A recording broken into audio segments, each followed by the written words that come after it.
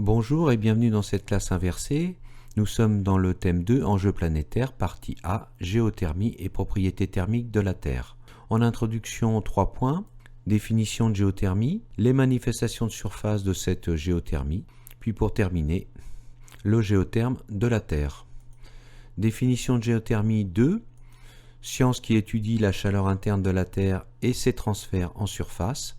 Ce sont aussi des techniques qui permettent d'exploiter la chaleur interne de la Terre. Pour voir les manifestations de surface, nous faisons un petit voyage vers l'Islande, qui est une île isolée de l'Atlantique Nord, située au niveau du cercle polaire. Littéralement, Islande veut dire terre de glace. Effectivement, 10% de sa superficie est recouverte de glaciers. La superficie est de 1/5 de la France et sa capitale est Reykjavik. 3 manifestations visibles de la géothermie sur cette île. Première manifestation, le volcanisme. Deuxième, les sources d'eau chaude, dont la célèbre station thermale Blue Lagoon, dont l'eau sort à 39 degrés. Petite remarque, Blue Lagoon a fait l'objet d'une ECE au baccalauréat. Dernière manifestation, les geysers, qui sont des sources d'eau chaude qui jaillissent par intermittence en projetant de l'eau à haute température et haute pression. Pour terminer sur l'Islande, une chose que vous connaissez peut-être pas, l'Islande est le premier producteur de bananes d'Europe, en exploitant la géothermie. Estimation du géotherme, c'est-à-dire de l'évolution de la température en fonction de la profondeur. Pour cela, je vais m'aider d'un graphique issu du site académique SVT Dijon. En abscisse, nous voyons les températures en degrés Celsius et en ordonnée, la profondeur en kilomètres. Le globe est divisé en 5 enveloppes physiques, lithosphère, asténosphère, mésosphère, noyau externe, noyau interne. Pour déterminer la température des premiers kilomètres de l'intérieur de la Terre, eh bien, il y a eu des mesures directes dans les forages réalisés ainsi que dans des mines. Mais comment les géophysiciens ont-ils pu construire ce graphique au-delà de la base du manteau? Eh bien, en s'appuyant sur les études sismiques. Les études sismiques vous ont appris que le manteau était totalement solide, donc pas de fusion des roches jusqu'à 2900 km pour des pressions très importantes pouvant atteindre 230 gigapascales. Ils en ont donc déduit que les températures ne pouvaient être au-delà de 4000 degrés. Le noyau externe, qui lui est liquide et qui est formé d'un alliage fer-nickel, ils ont estimé la température supérieure à 3800 degrés. 3 températures font actuellement consensus dans le monde scientifique. À 100 km de profondeur entre lithosphère et asténosphère, 1300 degrés Celsius. À environ 700 km limite asténosphère, mésosphère, 1600 degrés Celsius. À 5000 km, 5000 degrés Celsius. Donc, à l'intérieur de la Terre, une chaleur de 5000 degrés Celsius et à l'extérieur, 15 degrés Celsius. La nature ne supporte pas le déséquilibre. Ils vont donc se faire des transferts de chaleur de l'intérieur vers l'extérieur. Ceci pose les problèmes suivants. Comment mesure-t-on ces transferts de chaleur en surface? Ces transferts de chaleur sont-ils uniformes sur toute la surface du globe? Quelle est l'origine de la chaleur interne de la Terre? Quels sont les différents modes de transfert de chaleur à l'intérieur du globe? Et en dernier, comment l'homme utilise-t-il cette géothermie à son profit? Problème numéro 1, comment mesure-t-on en surface l'énergie libérée par l'intérieur de la Terre? Cette libération d'énergie se fait-elle de façon uniforme à la surface de la Terre? Le flux géothermique correspond à la quantité de chaleur venant de l'intérieur de la Terre traversant une unité de surface par unité de temps. Sa valeur moyenne au niveau de la croûte est de 87 milliwatts par mètre carré, sachant que 1 watt égale 1 joule par seconde. Le flux géothermique dépend de 2 facteurs, le gradient géothermique que je nommerai GT et la conductivité thermique des roches traversées que je nommerai CT. Le flux géothermique exprimé en watts par mètre carré est égal au gradient géothermique en Kelvin par mètre multiplié par la conductivité thermique des roches traversées en watts par mètre et par Kelvin. Étudions le premier facteur, le gradient géothermique.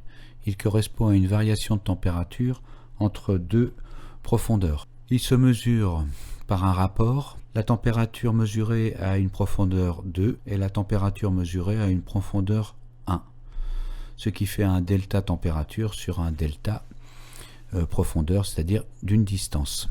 Il s'exprime en degrés Celsius par mètre ou en Kelvin par mètre. Calculons le gradient géothermique en Alsace. Pour cela, nous allons utiliser le document 3, page 339, qui montre l'évolution de la température en degrés Celsius par rapport à la profondeur en mètres, ici 1600 mètres maximum, au niveau d'un forage en Alsace. Je vais prendre deux points extrêmes. Premier point, à 1300 mètres de profondeur, il règne une température de 110 degrés. Deuxième point, à 50 km de profondeur, il règne une température de 15 degrés.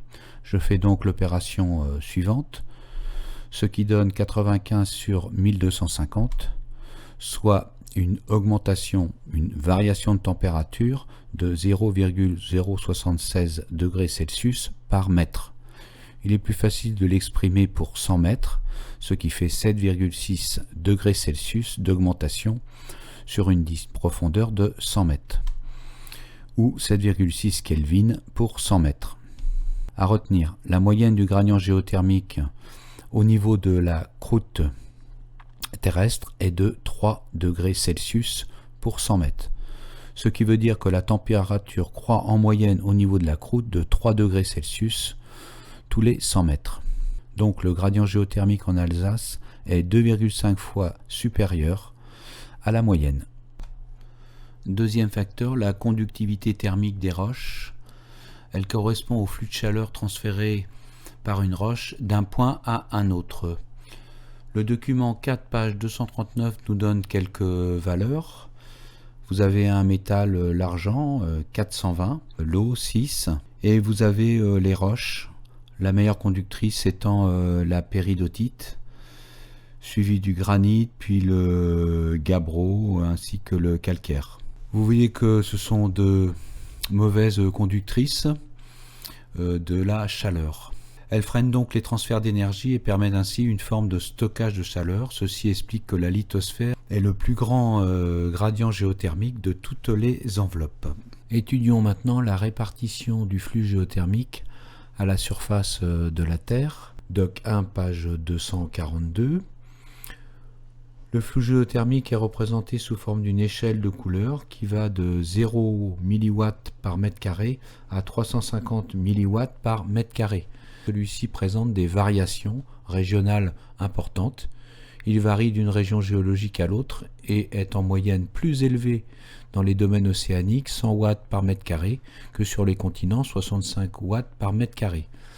Regardons dans le domaine océanique, il est le plus fort au niveau des dorsales, lieu de production de lithosphère océanique nouvelle chaude, située à l'aplomb d'un mouvement de convection ascendant. Vous avez également un flux géothermique élevé à l'aplomb d'un mouvement de matière mantélique profonde, 2900 km. Ce sont les points chauds.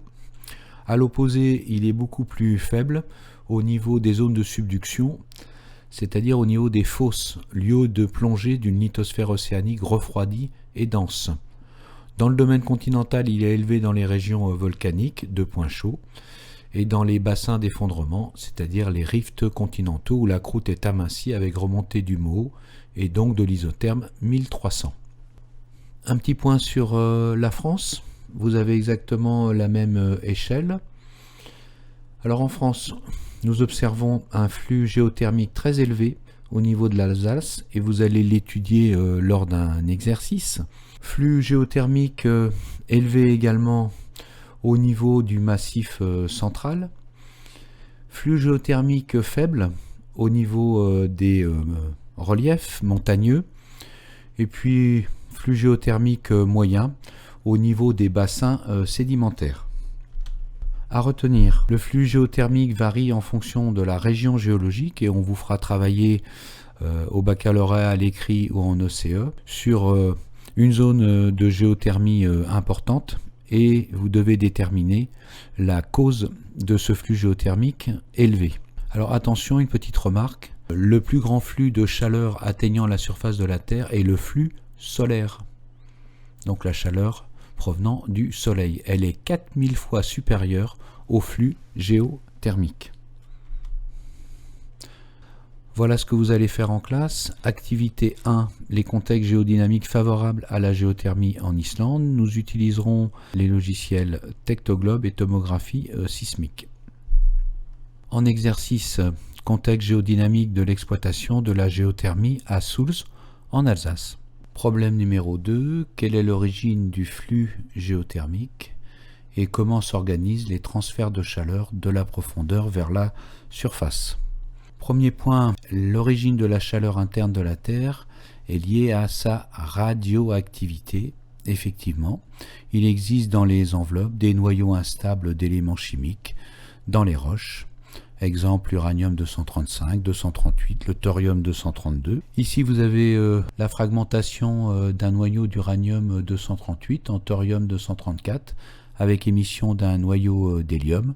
Ceci se fait avec un rayonnement alpha et émission d'énergie thermique.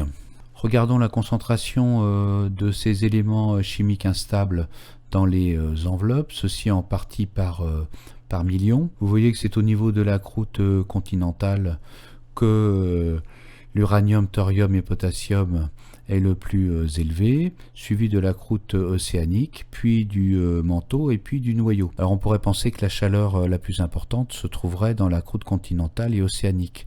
Attention, le manteau représente 90% du volume de la Terre et le noyau 16%. Donc ça fait en tout 98% de volume occupé par le manteau et le noyau. Ce qui fait que c'est le noyau et le manteau qui émettent le plus de chaleur. La deuxième source d'énergie thermique est liée à la formation de la Terre il y a 4,5 milliards d'années par accrétion des planétoïdes. Comment se fait la dissipation de l'énergie interne? Eh bien selon deux modalités. Première modalité, la convection thermique, c'est-à-dire le transfert de la chaleur par déplacement de matière, et la conduction thermique, c'est-à-dire le transfert de la chaleur de proche en proche, mais sans déplacement de matière. Illustration. Vous avez comme matériel un support chauffe-plat, une bougie, et puis de l'huile colorée en rouge et de l'huile non colorée. Vous voyez l'ascension d'huile chaude, qui a une densité donc plus faible que l'huile claire. Elle remonte en surface, se disperser en surface, puis retomber sur les côtés. Vous avez la modélisation de mouvements de convection ascendant suivi d'une subduction. Modélisation de la conduction thermique dans les roches de la croûte. Il y a un TP qui a été fourni par l'Académie de Montpellier. Comme matériel, on utilise une barre de roche percée de 3 trous dans lesquels sont implantés 3 thermomètres reliés à un dispositif hexao. On chauffe une extrémité de la roche à l'aide d'une bougie. Ceci pendant 1400 secondes, soit à peu près 24 minutes. Relevons les températures à 700 secondes, soit 12 minutes. Au niveau du thermomètre T3, 40,5 degrés Celsius. Thermomètre 1, 26,56 degrés Celsius. Thermomètre 2, 20 degrés Celsius. À l'aide de la différence de température mesurée entre les thermomètres, il est possible de calculer à l'aide d'une formule dont je vous fais grâce l'énergie transférée par conduction dans ici cette roche qui est un granit. Alors l'énergie transférée est entre T3 et T1 de 3487 joules, entre T1 et T2 de 1631 joules. Si nous faisons la même expérience au niveau d'un calcaire, entre T3 et T1 est transférée une énergie de 2614 joules. Le calcaire est une roche qui est une moins bonne conductrice que le granit. Cependant, n'oubliez pas que les roches sont de mauvaises conductrices de la chaleur. En résumé, qu'est-ce qu'il y a à retenir sur les modalités de la dissipation de l'énergie interne de la Terre? Les deux modalités, la convection thermique, c'est-à-dire le transfert de la chaleur par déplacement de matière. Ceci se déroule dans le manteau, qui est solide, mais qui est considéré comme un fluide par les géophysiciens car à ultra haute pression. Deuxième modalité, la conduction thermique, c'est-à-dire le transfert direct de proche en proche de la chaleur, sans déplacement de matière. Cette modalité a lieu principalement dans la croûte, qui est solide.